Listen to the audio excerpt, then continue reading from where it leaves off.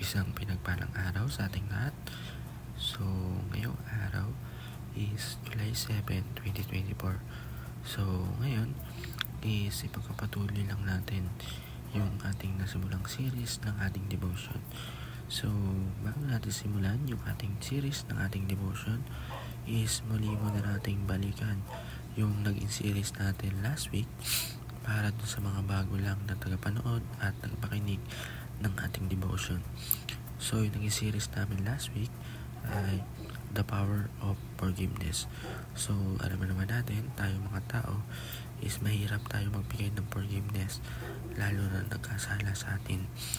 Pero pag tayo ay merong Diyos sa buhay natin, kung meron tayong aral na tinuro sa atin ng Diyos is mapagpapatawad tayo. Diba sabi niya kailangan magpatawad tayo, hindi lang 7, hindi lang 1, hindi lang 8, kundi makapitong-7. Kumbaga hindi lang 7 times 7, kundi nilalarawan doon na unlimited forgiveness. Yun, forgive other people. So yun, ay po yung nag-series namin last week. So yung series po natin yan tatalakayin na yung araw ay teach us to number our days. So ayun, tinuturuan tayo ng Diyos na huwag sayangin or kumbaga bibilang natin yung mga araw natin. Sa mundo ito hindi tayo matagal. Yung iba nga diba pumapano sila ng mga bata, baby, hindi pa nga alam, iba nga di pa pinapanganak kasi may ikli lang ang buhay natin.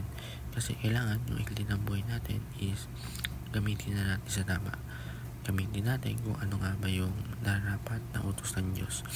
Gamitin natin sa may makabulong bagay. Gamitin natin yung sa mission na tinuro sa atin ng Diyos.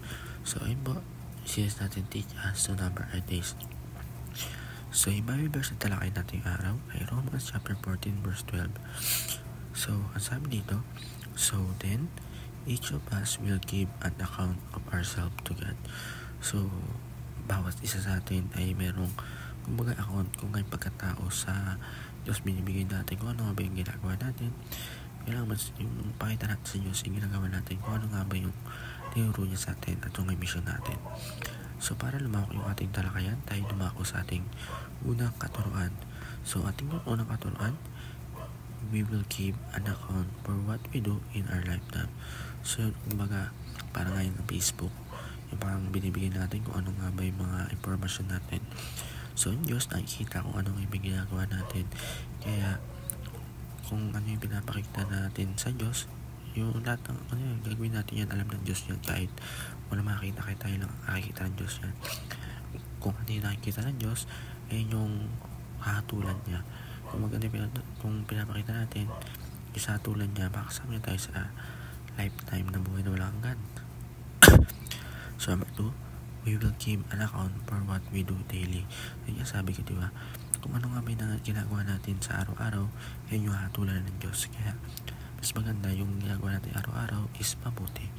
Number 3, we will give an account for every word we have spoken. So kailangan maging maingat tayo sa mga pananalita natin. Kailangan niya kung yung binabasa nating Bible, mga Bible na salita is walang labis, walang kulang, walang dagdag. So gamitin natin yung mga sinasabi natin sa tama. So sa ating application, avoid the others. Number 2, accomplish God daily task. So Diyos, ano nga ba yung alamin natin agad? Pag-ising natin, ano nga ba yung task ng Diyos para sa atin? I-accomplish natin yan. And sa last, articulate only the things that bless others. So gawin natin, i-articulate natin lagi yung mga bagay or gawain na pwede makabless sa atin and sa iba.